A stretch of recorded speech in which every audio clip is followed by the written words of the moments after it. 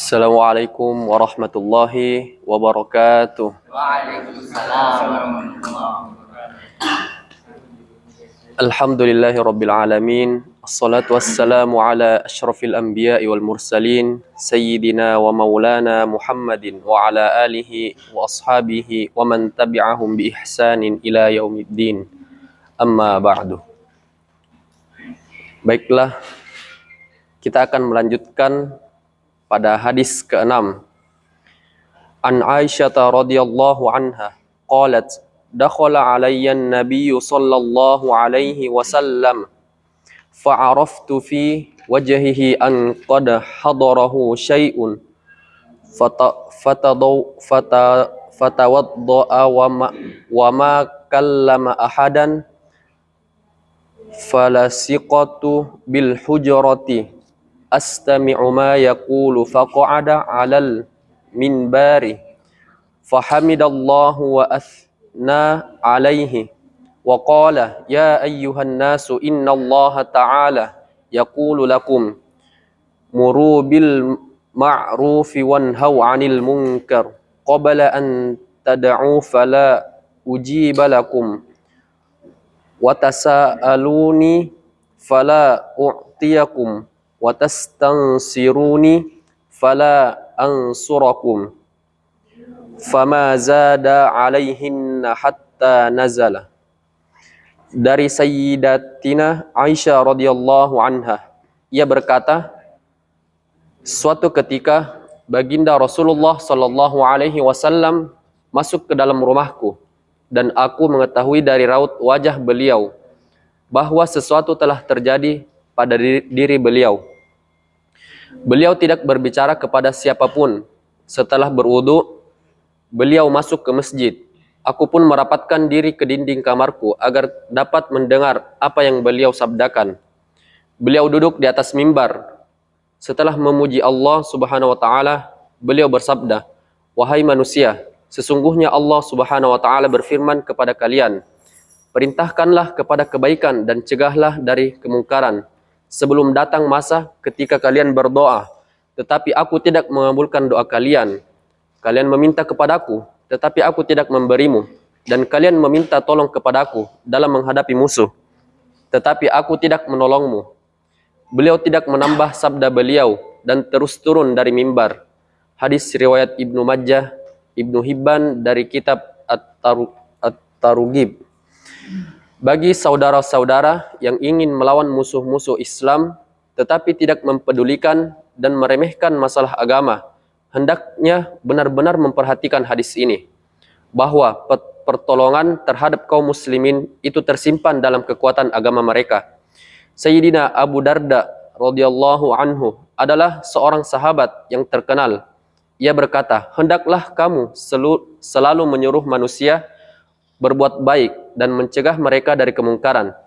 Jika tidak, Allah Subhanahu wa taala akan membangkitkan seorang raja yang zalim yang akan memerintahmu, yang tidak menghormati kaum tua dan tidak akan menyayangi anak-anak kecil. Jika orang-orang soleh di antara kamu berdoa kepadanya, dia tidak akan mengabulkan doa mereka. Jika kamu meminta bantuan kepadanya, dia tidak akan membantumu. Jika kamu memohon ampunan kepadanya, dia tidak akan mengampuni dosamu. Allah Subhanahu wa taala berfirman, "Ya ayyuhalladzina amanu in tansurullaha yansurkum wa yutsabbit aqdamakum." Wahai orang-orang yang beriman, jika kalian menolong agama Allah, maka dia akan menolongmu dalam menghadapi musuh-musuhmu dan dia akan mengokohkan langkah-langkahmu. Al-Quran surah Muhammad ayat 7 dari kitab Bayanul Quran. Allah Subhanahu wa taala juga berfirman, "Iyansurkumullahu fala ghaliba lakum wa iyakhdzulkum faman dzalladzi yansurukum min ba'di wa 'alallahi falyatawakkalul mu'minun." Jika Allah menolong kalian, maka tidak ada seorang pun yang dapat mengalahkan kalian. Jika Allah membiarkan kalian, maka siapakah yang akan membantu kalian sesudah itu? Dan hanya kepada Allah hendaklah orang-orang yang beriman bertawakal. Al-Quran surah Al-Imran ayat 160. Disebutkan di dalam kitab Darul Mansur, riwayat Imam Tirmidzi rahmatullahi alaih dan yang lain-lain dari Sayyidina Hudzaifah radhiyallahu anhu, baginda Nabi Muhammad sallallahu alaihi wasallam bersabda sambil bersumpah, hendaklah kamu selalu menyuruh manusia agar berbuat baik dan mencegah mereka dari kemungkaran. Jika tidak, Allah Subhanahu wa taala akan menurunkan azab kepadamu dan kemudian kamu berdoa, tetapi doa kamu tidak dikabulkan. Para pembaca yang mulia, marilah kita sama-sama berpikir, sejauh manakah kita telah melanggar hukum-hukum Allah Subhanahu wa taala? Mengapa usaha kita dalam memperbaiki umat ini gagal? Mengapa doa-doa kita tidak dikabulkan? Apakah kita telah menanam benih kemajuan atau benih kemerosotan?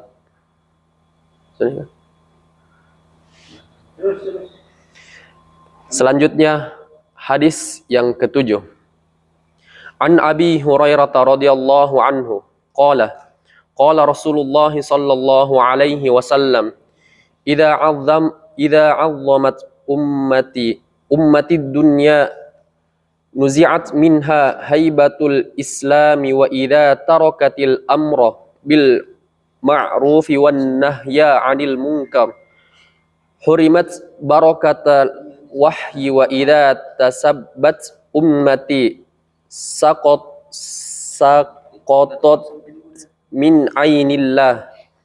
Dari Sayyidina Abu Hurairah radhiyallahu anhu, ia mengatakan bahwa baginda Rasulullah sallallahu alaihi wasallam bersabda, apabila umatku sudah mengagungkan dunia, maka akan dicabut dari hati mereka kehebatan Islam.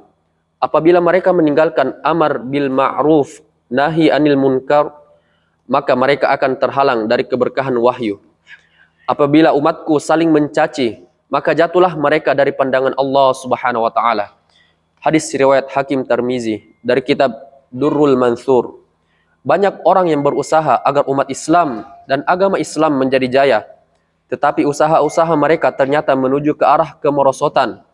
Jika kita meyakini bahwa baginda Rasulullah sallallahu alaihi wasallam adalah seorang utusan Allah Subhanahu wa taala dan ajarannya benar, mengapa semua yang dijelaskan oleh beliau sebagai penyebab penyakit justru kita anggap sebagai obat penyembuh? Baginda Nabi Muhammad sallallahu alaihi wasallam bersabda, tidak sempurna iman seseorang di antara kamu sehingga keinginannya mengikuti agama yang kubawa. Sayangnya, kita malah menganggap ajaran agama sebagai penghalang kemajuan kita. Allah Subhanahu wa taala berfirman, "Man kana yuridu harthal akhirati nazid lahu fi harthih, wa man kana yuridu harthad dunya nu'tihi minha, wa ma lahu fil akhirati min nasib." Barang siapa menginginkan keuntungan akhirat, kami akan menambah keuntungan itu baginya. Dan barang siapa menginginkan keuntungan dunia, maka kami akan memberikan sedikit kepadanya keuntungan dunia, dan tidak ada bagian baginya di akhirat. Al-Quran Surah Asy-Syu'arah ayat 20 dalam kitab Bayanul Quran. Sebuah hadis menyatakan, seorang muslim yang menumpukan hasratnya pada akhirat, maka Allah Subhanahu wa taala akan memasukkan rasa kaya ke dalam hatinya, dan dunia dengan penuh kehinaan akan datang kepadanya. Barang siapa yang menjadikan dunia sebagai tumpuan hasratnya, maka ia akan diliputi kesusahan dan bencana, dan ia tidak akan menerima melebihi apa yang ditakdirkan oleh Allah Subhanahu wa taala kepadanya. Kemudian setelah membaca ayat di atas, Nabi Muhammad sallallahu alaihi wasallam bersabda, Allah Subhanahu wa taala berfirman, wahai manusia, sibukkanlah dirimu untuk beribadah kepadaku. Niscaya aku akan menghilangkan kekhawatiran dari dadamu, dan aku akan menghapuskan kefakiranmu. Jika tidak, niscaya aku akan memenuhi hatimu dengan berjuta-juta kegelisahan, dan aku tidak akan menghilangkan kefakiranmu. Demikianlah petunjuk Allah Subhanahu wa taala dan Rasulnya. Namun, sangat disayangkan kita menganggap bahwa penyebab keterbelakangan umat Islam adalah karena jalan untuk kemajuan yang kita tempuh telah dirintangi oleh para ulama. Hendaklah kita berkata dengan jujur, seandainya para ulama itu orang yang tamak, tentu kemajuan kita pun akan menggembirakan mereka. Sebab kita menyangka bahwa rezeki mereka berasal dari kita. Berarti semakin luas dan terbuka keduniaan kita, maka semakin banyak yang mereka dapatkan. Nah, bila demikian keadaannya dan mereka masih menentang kita, tentu ada sebab lain yang memaksa mereka berbuat seperti itu, sehingga mereka mengorbankan keuntungan mereka sendiri dengan merusak hubungan dengan para dermawan atau donatur seperti kita, sehingga seakan-akan mereka telah merusak dunia mereka sendiri. Saudara-saudaraku, pikirkanlah jika para ulama atau ustadz itu mengatakan sesuatu berdasarkan Al-Quran, apakah pantas kita menolaknya? Andaikan kita menolaknya, kita hanya akan dikatakan sebagai orang yang tidak berakal. Bahkan kita telah jauh dari sifat keislaman yang sebenarnya. Para ulama ini, selemah apapun mereka, selama mereka menyampaikan hukum-hukum Allah Subhanahu wa taala dan hadis-hadis Rasulullah sallallahu alaihi wasallam, kita wajib mendengarkan dan mengamalkan nasihat-nasihat mereka. Sebodoh-bodoh orang, ia tidak akan mengatakan bahwa undang-undang pemerintah tidak penting untuk ditaati hanya karena undang-undang tersebut disampaikan oleh tukang sapu jalanan. Hendaknya kita tidak mengatakan bahwa ulama yang mengabdikan dirinya dalam urusan-urusan penyebaran agama itu bertujuan untuk mencari keuntungan dunia. Dalam pikiran saya, ulama yang sesungguhnya sangat jarang meminta untuk dirinya sendiri. Bahkan, jika ia semakin sibuk beribadah, maka pasti semakin berkurang perhatiannya terhadap dunia. Walaupun terkadang ia juga bersedia menerima hadiah. Dalam hal ini, jika ia meminta bantuan untuk urusan-urusan penyebaran agama, insya Allah hal itu lebih memuaskan hatinya daripada meminta bantuan untuk dirinya sendiri. Secara umum, orang berpendapat bahwa dalam Islam tidak ada ajaran kerahiban atau menghindari dunia, memikirkan akhirat semata. Dalam Islam, agama dan dunia diletakkan secara sama. Dalilnya Allah Subhanahu wa taala berfirman, "Rabbana atina fid dunya hasanah wa fil akhirati hasanah wa qina adzabannar." Ya Tuhan kami, berikanlah kami kebaikan di dunia dan kebaikan di akhirat, dan jagalah kami dari siksa neraka. Al-Quran surah Al-Baqarah ayat 201. Kebanyakan orang sangat menekankan ayat ini, seolah-olah dari seluruh ayat Al-Quran hanya satu ayat inilah yang turun untuk diamalkan. Padahal tidak demikian halnya. Pertama, untuk memahami tafsir ayat tersebut harus diambil dari al-rasikhuna fil ilmi, orang-orang yang mendalami ilmunya. Oleh sebab itu, para ulama berpendapat bahwa mengaku sebagai ahli Al-Quran dengan hanya mempelajari terjemahan Al-Quran merupakan suatu kejahilan. Mengenai ayat di atas, para sahabat radhiyallahu anhum dan para ulama tabi'in rahmatullahi alaihim telah mengungkapkan penafsiran yang sebenarnya. Syekh Qatadah rahmatullahi alaih berkata, makna kebaikan di dunia adalah keselamatan dan rezeki yang cukup. Sayyidina Ali radhiyallahu anhu berkata, kebaikan di dunia bermakna seorang istri yang salihah. Syekh Hasan Basri rahmatullah alaih berkata, kebaikan di dunia bermakna ilmu dan ibadah. Syekh Suddi rahmatullahi alaih berkata, kebaikan di dunia bermakna harta yang halal. Sayyidina Ibnu Umar radhiyallahu anhuma berkata, kebaikan di dunia bermakna anak-anak yang soleh dan fisik yang sempurna, sehat jasmani dan rohaninya. Sayyidina Ja'far radhiyallahu anhu berkata, kebaikan di dunia bermakna badan yang sehat, rezeki yang cukup, pengetahuan Al-Quran, kemenangan terhadap musuh Islam, dan bergaul dengan para solihin. Yang kedua, seandainya yang dimaksud dalam ayat ini adalah kemajuan dunia dalam segala bidang, sebagaimana hati saya pun menginginkannya, maka ayat ini hanya mengajarkan kepada kita agar kita sibuk berdoa kepada Allah Subhanahu wa taala. Bukan mengajarkan kepada kita agar kita sibuk dan tenggelam mencari dunia, sehingga berdoa untuk memperbaiki tali sandal yang putus pun juga termasuk ajaran agama yang terkandung dalam ayat di atas. Yang ketiga, siapakah yang melarang untuk mendapatkan dunia? Baik, raihlah dunia.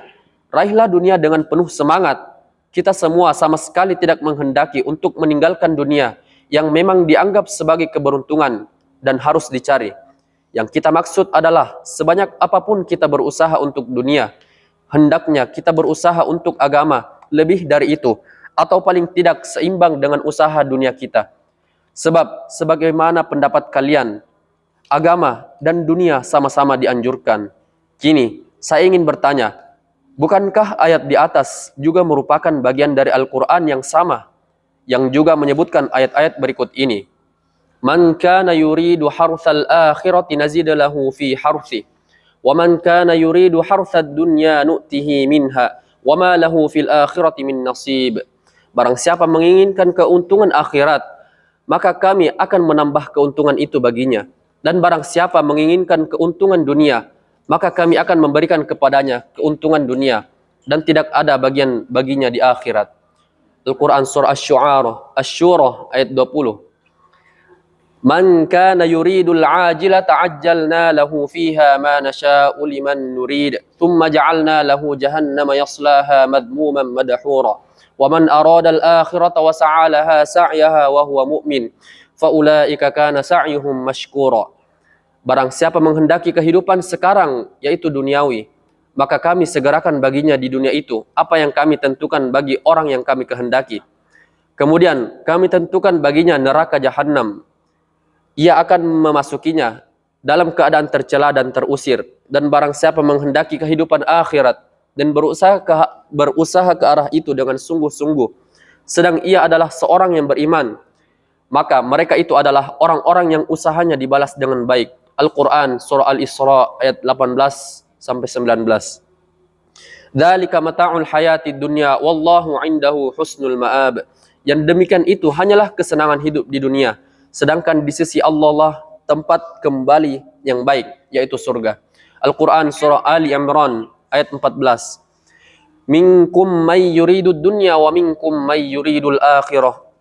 Di antara kamu ada orang yang menghendaki dunia, dan di antara kamu ada orang yang menghendaki akhirat. Al-Quran surah Ali Imran ayat 152. Qul mata'ud dunya qalil wal akhiratu khairul liman ittaqa. Katakanlah, keuntungan dunia ini sedikit dan akhirat adalah lebih baik bagi orang yang bertakwa. Al-Quran surah An-Nisa ayat 77. Wa mal hayatud dunya illa la'ibu walad darul akhiratu khairul lil ladina yattaqun afala ta'qilun. Dan tiadalah kehidupan di dunia ini melainkan permainan dan sendah gurau belaka. Dan sungguh negeri akhirat itu lebih baik bagi orang-orang yang bertakwa. Maka tidakkah kamu memahaminya? Al-Quran surah Al-An'am ayat 32. وَذَرِ الَّذِينَ اتَّخَذُوا دِينَهُمْ لَعِبًا وَلَهْوًا وَغَرَّتْهُمُ الْحَيَاةُ الدُّنْيَا. Dan tinggalkanlah orang-orang yang menjadikan agama mereka sebagai permainan dan senda gurau, dan mereka telah ditipu oleh kehidupan dunia. Al-Quran surah Al-An'am ayat 70. Turiduna 'aradad dunya wallahu yuridul akhirah. Kalian menginginkan harta dunia, sedangkan Allah menghendaki pahala akhirat untukmu. Al-Quran surah Al-Anfal ayat 67.